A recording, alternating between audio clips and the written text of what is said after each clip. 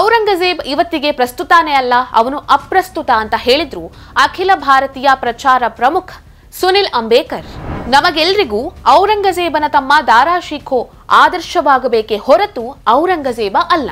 Muslim ದೊರೆಗಳ ದುರಾಡಳಿತದ ವಿರುದ್ಧ ಹೋರಾಟ ಮಾಡಿದ್ದ ಮಹಾರಾಣಾ ಸಂಗ್ರಾಮ ಸಿಂಗ್ ದೇಶದ್ರೋಹಿಯಂತೆ. ಬಾಬರ್ನನ್ನ ಭಾರತಕ್ಕೆ ಕರೆತಂದಿದ್ದು ಮಹಾರಾಣಾ ಸಂಗ್ರಾಮ ಸಿಂಗ್ ಅಂತೆ.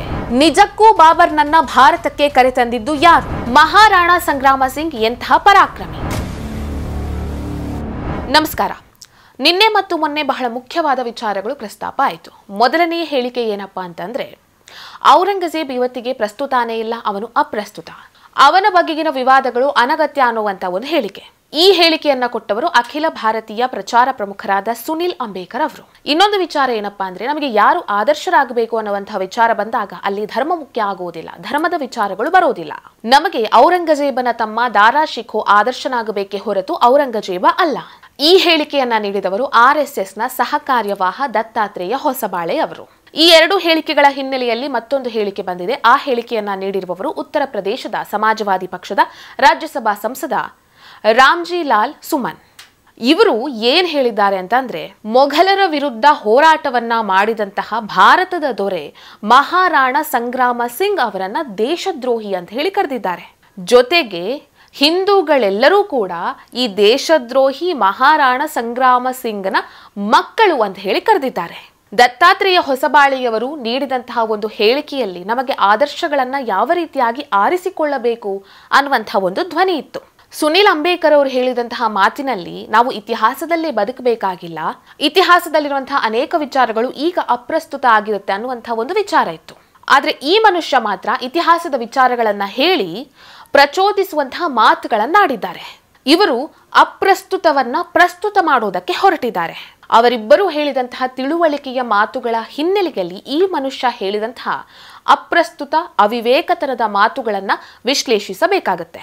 ಈ ಸಮಾಜವಾದಿ ಪಕ್ಷದ ಸಂಸದ ಹೇಳಿದಂತಹ ಮಾತಿದೆಯಲ್ಲ, ಹಿಂದೂಗಳೆಲ್ಲರೂ ಕೂಡ ಈ ಮಹಾರಾಣಾ ಸಂಗ್ರಾಮ ಸಿಂಗ್ ಅವರ ಸಂತಾನಗಳು ಅನ್ನುವಂತಹ ಮಾತು, ಅದನ್ನ ನಾವು ಹೆಮ್ಮೆಯಿಂದ ಒಪ್ಪಿಕೊಳ್ತೀವಿ. ಯಾಕಂತ ಹೇಳಿದ್ರೆ, ಇಬ್ರಾಹಿಂ ಲೋಧಿಯಂತಹ ನೀಚ ಆಕ್ರಮಣಕಾರರನ್ನ ಪದೇ ಪದೇ ಸೋಲಿಸಿದಂಥವರು ಈ ಮಹಾರಾಣಾ ಸಂಗ್ರಾಮ ಸಿಂಗ್. ಮುಸ್ಲಿಂ ದೊರೆಗಳ ದುರಾಡಳಿತದ ವಿರುದ್ಧ ಹೋರಾಟವನ್ನ ನಡೆಸಿದವರು ಇವರು. ಇಂತಹ ಒಬ್ಬ ಧೈರ್ಯಶಾಲಿ ವೀರನ ಮಕ್ಕಳು ನಾವು ಅಂತ ಹೇಳಿಕೊಳ್ಳೋದಕ್ಕೆ ನಮಗೆ ನಿಜವಾಗ್ಲೂ ಹೆಮ್ಮೆ ಆಗತ್ತೆ. ಆದ್ರೆ ಈ ಸಮಾಜವಾದಿ ಪಕ್ಷದ ಸಂಸದ ಏನ್ ಹೇಳಿದ್ರು, ಇಬ್ರಾಹಿಂ ಲೋಧಿಯನ್ನ ಸೋಲಿಸೋದಕ್ಕಾಗಿ ಬಾಬರ್ನನ್ನ ಭಾರತಕ್ಕೆ ಮಹಾರಾಣಾ ಸಂಗ್ರಾಮ ಸಿಂಗ್ ಅವರು ಕರೆತಂದ್ರು ಅನ್ನುವಂತಹ ಮಾತುಗಳನ್ನ ಹೇಳಿದ್ರು. ಈ ಮಾತು ಎಷ್ಟು ಅಪ್ರಸ್ತುತ ಅನ್ನೋದಕ್ಕೆ ಕೆಲವೊಂದು ವಿಚಾರಗಳನ್ನ ನಾನು ಹೇಳಬೇಕಾಗತ್ತೆ. ಮಹಾರಾಣಾ ಸಂಗ್ರಾಮ ಸಿಂಗ್ ಎಂತಹ ಧೈರ್ಯಶಾಲಿ, ಎಂತಹ ಸಮರ್ಥ ಆಡಳಿತಗಾರ ಅನ್ನೋದನ್ನ ನಾನು ಹೇಳ್ತಾ ಹೋಗ್ತೀನಿ. ಮಹಾರಾಣಾ ಸಂಗ್ರಾಮ ಸಿಂಗ್ ತನ್ನ ಜೀವಿತಾವಧಿಯಲ್ಲಿ 100ಕ್ಕೂ ಹೆಚ್ಚು ಯುದ್ಧಗಳನ್ನ ಮಾಡಿದ್ದ. ಇವನ ಈ ಶೌರ್ಯವನ್ನ ಕಂಡು ಇವನಿಗೆ ಹಿಂದೂ ಪತ್ ಅನ್ನುವಂತಹ ಬಿರುದನ್ನ ಕೂಡ ನೀಡಲಾಗಿತ್ತು. ಮುಸ್ಲಿಂ ಆಕ್ರಮಣಕಾರರ ವಿರುದ್ಧ ಮಾಡಿದಂತಹ ಯುದ್ಧದಲ್ಲಿ ಸಂಗ್ರಾಮ ಸಿಂಗ್ ತನ್ನ ಒಂದು ಕಣ್ಣು, ಕೈ, ಕಾಲುಗಳನ್ನ ಕಳೆದುಕೊಂಡಿದ್ದ. ಜೊತೆಗೆ ತನ್ನ ದೇಹದ ಮೇಲೆ 80ಕ್ಕೂ ಹೆಚ್ಚಿನ ಗಾಯಗಳಾಗಿತ್ತು. ಇಂಥ ಪರಿಸ್ಥಿತಿಯಲ್ಲಿ ಇದ್ರೂ ಕೂಡ ಯಾವತ್ತೂ ಕೂಡ ಯುದ್ಧದಿಂದ ಹಿಂದೆ ಸರಿದಿರಲಿಲ್ಲ ಮಹಾರಾಣಾ ಸಂಗ್ರಾಮ ಸಿಂಗ್. ಇತಿಹಾಸಕಾರ ಕರ್ನಲ್ ಜೇಮ್ಸ್ ಟಾಡ್ ಹೇಳುವ ಪ್ರಕಾರ ಮಹಾರಾಣಾ ಸಂಗ್ರಾಮ ಸಿಂಗ್ ತನ್ನ ಸೈನ್ಯದಲ್ಲಿ 80,000 ಕುದುರೆಗಳನ್ನ, 500 ಆನೆಗಳನ್ನ ಮತ್ತು 2 ಲಕ್ಷ ಸೈನಿಕರನ್ನ ಹೊಂದಿದ್ದ. ದೆಹಲಿ ಸುಲ್ತಾನರು ಮತ್ತು ಗುಜರಾತ್ನ ಸುಲ್ತಾನರೊಂದಿಗೆ 18 ಭೀಕರ ಯುದ್ಧಗಳನ್ನ ನಡೆಸಿ ಅವರನ್ನ ಯುದ್ಧದಲ್ಲಿ ಸೋಲಿಸಿದ್ದ. ರಾಜಸ್ಥಾನ, ಮಧ್ಯಪ್ರದೇಶ, ಹರಿಯಾಣ ಸೇರಿದಂತೆ ಇನ್ನು ಅನೇಕ ಭಾಗಗಳನ್ನ ವಶಪಡಿಸಿಕೊಂಡಿದ್ದ. 1513ರಲ್ಲಿ ಇಬ್ರಾಹಿಂ ಲೋಧಿ ಮತ್ತು ರಾಣಾ ಸಂಗ್ರಾಮ ಸಿಂಗ್ ನಡುವೆ ಯುದ್ಧ ನಡೆಯುತ್ತೆ. ಆ ಯುದ್ಧದಲ್ಲಿ ಸಂಗ್ರಾಮ ಸಿಂಗ್ ಲೋಧಿಯನ್ನ ಸೋಲಿಸ್ತಾನೆ.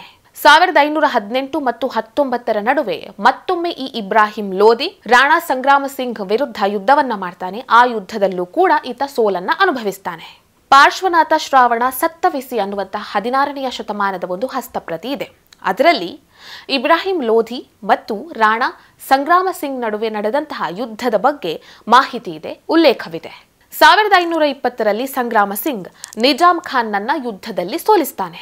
ಇದಾದ ನಂತರ ಬಾಬರ್ ಮತ್ತು ಸಂಗ್ರಾಮ ಸಿಂಗ್ ರಣರಂಗದಲ್ಲಿ ಮುಖಾಮುಖಿ ಆಗ್ತಾರೆ. ರಾಣಾ ಸಂಗ್ರಾಮ ಸಿಂಗ್ ಮತ್ತು ಬಾಬರ್ನ ನಡುವೆ ನಡೆದ ಯುದ್ಧದ ಬಗ್ಗೆ ಸ್ಕಾಟಿಷ್ ಇತಿಹಾಸಕಾರ ವಿಲಿಯಂ ಎಸ್ಕೈರ್ನ್ ತನ್ನ ಪುಸ್ತಕದಲ್ಲಿ ಉಲ್ಲೇಖಿಸಿದ್ದಾನೆ. ಈ ಒಂದು ಯುದ್ಧದ ಬಗ್ಗೆ ಬಾಬರ್ ತನ್ನ ಆತ್ಮಚರಿತೆಯಾದ ಬಾಬರ್ ನಾಮಾದಲ್ಲೂ ಬರೆದಿದ್ದಾನೆ. ಬಾಬರ್ ಮತ್ತು ರಾಣಾ ಸಂಗ್ರಾಮ ಸಿಂಗ್ ನಡುವೆ ನಡೆದಂತಹ ಮೊದಲನೆಯ ಯುದ್ಧದಲ್ಲಿ ಬಾಬರ್ ಸೋಲನುಭವಿಸ್ತಾನೆ. ತನ್ನ ಸೋಲಿಗೆ ಪ್ರತೀಕಾರವನ್ನ ತೀರಿಸಬೇಕು ಅನ್ನುವಂತಹ ಹಂಬಲದಿಂದ ಬಾಬರ್ ಮತ್ತೊಮ್ಮೆ ದಂಡೆತ್ತಿ ಬರ್ತಾನೆ. ಈ ಬಾರಿಯ ಯುದ್ಧದಲ್ಲಿ ರಾಣಾ ಸಂಗ್ರಾಮ ಸಿಂಗ್ನನ್ನ ಹೇಗಾದ್ರೂ ಮಾಡಿ ಸೋಲಿಸಬೇಕು ಅನ್ನುವಂತಹ ಆಸೆಯಿಂದ, ಬಯಕೆಯಿಂದ ಬಾಬರ್ ಗನ್ ಪೌಡರ್, ಫಿರಂಗಿಗಳು ಮತ್ತು ಬಂದೂಕುಗಳನ್ನೆಲ್ಲ ತಂದಿರ್ತಾನೆ. ಆದರೆ ಇದ್ಯಾವುದನ್ನೂ ಹೊಂದಿರದಂತಹ ರಾಣಾ ಸಂಗ್ರಾಮ ಸಿಂಗ್ನ ಸೈನ್ಯ ಈ ಯುದ್ಧದಲ್ಲಿ ಸೋಲನುಭವಿಸುತ್ತೆ. ಒಂದು ವೇಳೆ ರಾಣಾ ಸಂಗ್ರಾಮ ಸಿಂಗ್ನ ಬಳಿಯಲ್ಲೂ ಕೂಡ ಫಿರಂಗಿಗಳು, ಬಂದೂಕುಗಳು ಏನಾದರೂ ಇದ್ದಿದ್ರೆ ಬಾಬರ್ಗೆ ಸಂಗ್ರಾಮ ಸಿಂಗ್ನನ್ನ ಸೋಲಿಸೋದು ಬಹಳ ಕಷ್ಟ ಆಗ್ತಾ ಇತ್ತು ಅಂತ ಇತಿಹಾಸಕಾರರು ಬರೆದಿದ್ದಾರೆ. ಇಂತಹ ಒಬ್ಬ ಪರಾಕ್ರಮಿ, ಧೈರ್ಯಶಾಲಿ ರಾಜ ಇಬ್ರಾಹಿಂ ಲೋಧಿಯನ್ನ ಸೋಲಿಸೋದಕ್ಕಾಗಿ ಬಾಬರ್ನನ್ನ ಭಾರತಕ್ಕೆ ಕರೆದುಕೊಂಡು ಬರ್ತಾನೆ ಅಂತ ಹೇಳಿದ್ರೆ ಇದನ್ನ ನಂಬೋದಕ್ಕೆ ಸಾಧ್ಯನಾ? ಹಾಗಾದ್ರೆ ಬಾಬರ್ನನ್ನ ಭಾರತಕ್ಕೆ ಕರೆಸಿದ್ದು ಯಾರು? ಬಾಬರ್ ಅಫ್ಘಾನಿಸ್ತಾನವನ್ನ ವಶಪಡಿಸಿಕೊಂಡ ನಂತರ ಭಾರತದ ಕಡೆ ಬರಬೇಕು ಅಂತ ಯೋಚಿಸ್ತಿರ್ತಾನೆ. ಈ ವಿಷಯ ಇಬ್ರಾಹಿಂ ಲೋಧಿಯ ಚಿಕ್ಕಪ್ಪ ಆಲಂ ಖಾನ್ಗೆ ಗೊತ್ತಾಗುತ್ತೆ. ಆಲಂ ಖಾನ್ ಇಬ್ರಾಹಿಂ ಲೋಧಿಯನ್ನ ಸೋಲಿಸಬೇಕು ಅಂತ ಒಳಗೊಳಗೆ ಹೊಂಚನ್ನ ಹಾಕ್ತಿರ್ತಾನೆ.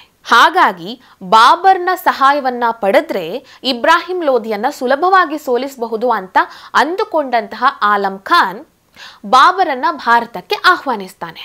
ಸೊ ಇದಿಷ್ಟು ಮಹಾರಾಣಾ ಸಂಗ್ರಾಮ ಸಿಂಗ್ ಎಂಥ ಧೈರ್ಯಶಾಲಿ, ಪರಾಕ್ರಮಿ ಮತ್ತು ಬಾಬರನ್ನ ಭಾರತಕ್ಕೆ ಆಹ್ವಾನಿಸಿದವರು ಯಾರು ಅನ್ನುವಂತಹ ವಿಚಾರದ ಬಗ್ಗೆ ಇರುವಂತಹ ಮಾಹಿತಿ. ಈ ತರಹದ ಕಿತಾಪತಿಗಳು, ಈ ತರಹದ ಹೇಳಿಕೆಗಳು ನಮ್ಮಲ್ಲಿ ಬರ್ತಾನೆ ಇರುತ್ತೆ. ಸೊ ಈ ಕಿತಾಪತಿಗಳನ್ನ ಹೇಳೋದ್ರ ಮೂಲಕವಾಗಿ ಇಂಥವರಿಗೆ ಯಾರು ಆದರ್ಶ ಅನ್ನೋದನ್ನ ನಾವು ತೋರಿಸಿಕೊಡ್ಬೇಕಾಗತ್ತೆ. ಈ ರೀತಿ ತೋರಿಸೋದ್ರ ಮೂಲಕ ನಮಗೆ ಯಾರು ಆದರ್ಶ ಆಗಬೇಕು ಅನ್ನೋದನ್ನ ಆಯ್ಕೆ ಮಾಡೋದಕ್ಕೂ ಆಗುತ್ತೆ. ಈ ವಿಡಿಯೋ ನಿಮಗೆ ಇಷ್ಟ ಆಗಿದ್ದಲ್ಲಿ ಲೈಕ್ ಮಾಡಿ, ಶೇರ್ ಮಾಡಿ, ಕಮೆಂಟ್ ಮಾಡಿ. ನೀವಿನ್ನೂ ನಮ್ಮ ಹೊಸದಿಗಂತ ಡಿಜಿಟಲ್ ಚಾನಲ್ ಅನ್ನ ಸಬ್ಸ್ಕ್ರೈಬ್ ಮಾಡಲಿಲ್ಲ ಅಂದ್ರೆ ದಯವಿಟ್ಟು ಸಬ್ಸ್ಕ್ರೈಬ್ ಮಾಡಿ. ಹೆಚ್ಚಿನ ಮಾಹಿತಿಗಾಗಿ ಪಕ್ಕದಲ್ಲಿರುವಂತಹ ಬೆಲ್ ಐಕನ್ ಅನ್ನು ಪ್ರೆಸ್ ಮಾಡಿ.